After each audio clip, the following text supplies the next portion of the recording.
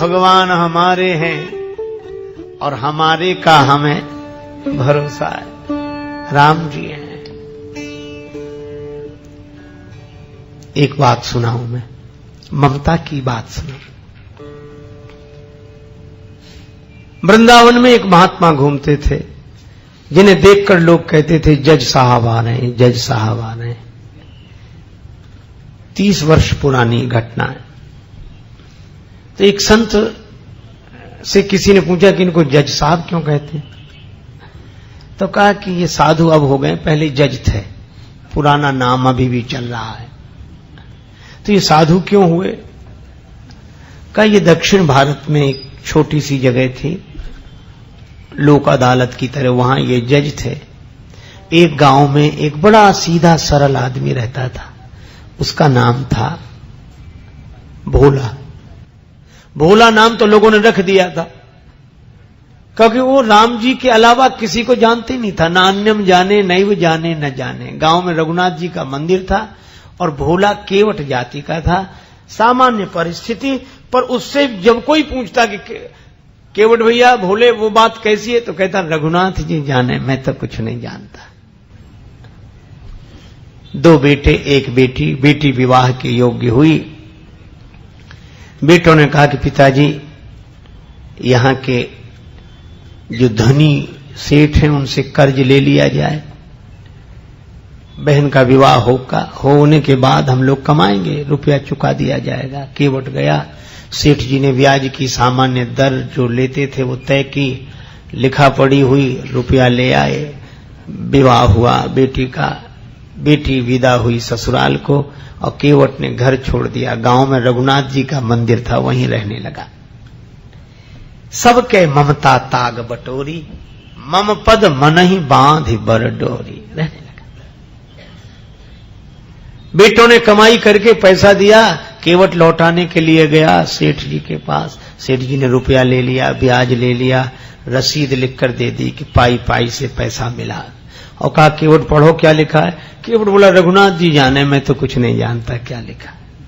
सेठ जी के मन में पाप आया कि इससे दोबारा पैसा लिया जा सकता है, तो बोले ये कागज हमें दे दो, तुम जरा पानी ले आओ। वो 1 गिलास पानी लेने गया, सेठ जी ने वो रसीद छिपा के रख ली। फाड़ते तो शक होता, एक कागज पर ऐसे ही कुछ लिख कर दे दिया, बोलिए तुम्हारी रसीद। केवट ले गया, रघुनाथ जी के चरणों में रखकर जिस कमरे में रहता था वहां रख दी और अपना राम जी से मतलब सबके ममता ताग बटोरी, मम पद मन ही बांधे बर डोरी। सेठ जी ने मुकदमा कर दिया। केवट ने रुपया दिया था, चुकाया नहीं, कहता दे चुके हैं। अदालत में केवट को जाना पड़ा। वही जज जो महात्मा हो गए थे, उन्होंने कहा कि तुमने रुपया लिया था? हाँ। चुका दिया? इसका प्रमाण? कागज। जज साहब ने कहा ये तो कोई सबूत नहीं है, इसमें कुछ लिखा ही नहीं है। केवट सरल आदमी रोने लगा, रघुनाथ जी जाने, मैं तो ये इसी को रसीद समझे था। जज साहब दयालु हृदय के थे, बोल रो मत, तुमने जब सेठ जी का रुपया वापिस दिया तब तुम्हारे सेठ जी के बीच में कोई तीसरा था? तो केवट की जो आदत थी, जो स्वभाव था, उसी भाव से बोला सत्य कहता हूं जज साहब, सेठ जी को जब मैंने रुपया वापिस दिया तो मेरे और सेठ जी के बीच में सिवा रघुनाथ जी के और कोई नहीं था। जज साहब बोले अच्छा तुम जाओ, अगली तारीख पर आना। जज साहब ने समझा कि रघुनाथ जी कोई इनके गांव के रहने वाले सज्जन होंगे। जज साहब ने अपने खर्चे से रघुनाथ जी के नाम सम्मन जारी कर दिया। अब चपरासी पूरे गांव में सम्मन लिए घूमे, उस गांव में रघुनाथ जी नाम का कोई आदमी नहीं था। चपरासी तो परेशान हो गया। एक ने कहा रघुनाथ जी का मंदिर जरूर है, बोले वही बताओ। गया चपरासी, पुजारी बाहर बैठे थे। चपरासी को देखा, क्या बात है, सम्मन दिया, रघुनाथ जी का मंदिर यही है? हाँ लो। पुजारी जी समझ गए, मन ही मन सोचने लगे कि जब भगवान ने मंगा ही लिया तो हम वापिस काहे करें। हस्ताक्षर पुजारी जी ने कर दी। चपरासी समझा यही रघुनाथ जी हों। पुजारी जी ने सम्मन रघुनाथ जी के चरणों में रख दिया और आंखों में आंसू भरकर बोले प्रभु आपको पोशाक कई बार आई होगी, भोग लगाने के लिए तरह तरह के पदार्थ आए होंगे, आभूषण कई बार भक्त लेकर आए होंगे, लेकिन सम्मान पहली ही बार आया होगा। पर भक्त जो न करें सो थोड़ा। प्रभु उस दीन का आपके अलावा कोई, वो आपके अलावा किसी को जानता ही नहीं है, और उसकी इलाज तो आपके ही हाथ है। केवट से कहा कि तुमने क्यों लिखा दिया रघुनाथ जी का नाम? केवट बोला कोई झूठ लिखा दिया, हमारे रघुनाथ जी सदा हमारे साथ हैं थे। और केवट तो यही कहे, हरि बिन संकट कौन निवारे, हरि बिन संकट कौन निवारे। साधनहीन मलिन दीन में जाऊं के ही के द्वारे, या अनाथ की लाज आज रघुनाथ जी हाथ तुम्हारे, हरि बिन संकट कौन निवारे।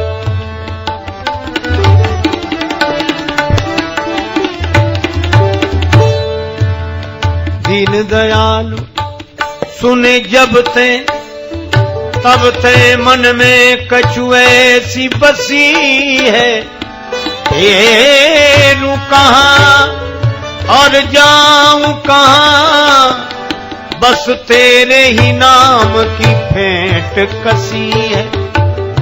तेरो ही आसरो एक मलूक, नहीं प्रभु सो कोई और जसी है। ये हो मुरारी पुकारी कहूं, अब मेरी हंसी नहीं तेरी हंसी है, संकट कौन निवारे, हरि बिन संकट कौन, हरि बिन संकट कौन निवारे। या अनाथ की लाज आज रघुनाथ जी हाथ तिहारे, कहीं नहीं गया, किसी को जानता ही नहीं राम जी के अलावा। तारीख के एक दिन पहले ही पुजारी जी बोले तुम आज ही जाओ ताकि समय से पहुंच जाना। अब रघुनाथ जी के मन की तो रघुनाथ जी जाने। केवट रघुनाथ जी के चरणों में प्रणाम करके चला गया। दूसरे दिन सवेरे पुजारी जी बड़ी जल्दी जगे, भगवान की आरती पूजा की, नया वस्त्र पहनाया, भोग लगाया। उनको लग रहा था आज भगवान पहली बार बाहर जा रहे हैं, कपड़े अच्छे पहनावे। रोने लगे पुजारी जी, भाव की तो बात है। प्रभु आपको जो पोशाक अच्छी लगे वही पहनकर जाना, लेकिन जाना जरूर, उसका कोई नहीं है आपके अलावा। उधर केवट पहुंचा, सेठ जी पहुंच गए। जज साहब ने कहा केवट तुम्हारे गवाह रघुनाथ जी कहां हैं? केवट बोला हुजूर यहीं कहीं होंगे, भी तो सब जगह रहते हैं। जज फिर भी नहीं समझे, चपरासी को आदेश दिया आवाज लगाओ। चपरासी आवाज लगाने, रघुनाथ हाजिर है, रघुनाथ हाजिर है, रघुनाथ हाजिर है, रघुनाथ हाजिर है, रघुनाथ हाजिर है, हाजिर है। ऐसे 3 नारे जो लगाए हैं तो क्या देखा, एक बूढ़ा आदमी हाथ में लकड़ी पकड़े, कमर झुकी है, हाथ से इशारा कर रहा है।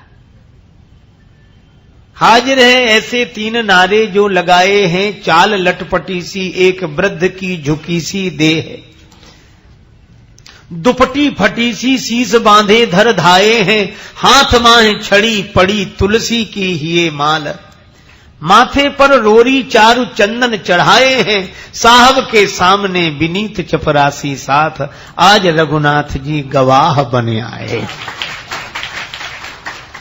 भगवान गवाह बनकर आ गए। जज साहब ने देखा, गज सेठ जी चौंके कि ये कौन है? जज साहब ने कहा कि आप थे वहां। रघुनाथ जी ने कहा केवट ने रुपया दिया है, उसका प्रमाण बोले इन्होंने रसीद भी लिख ली थी।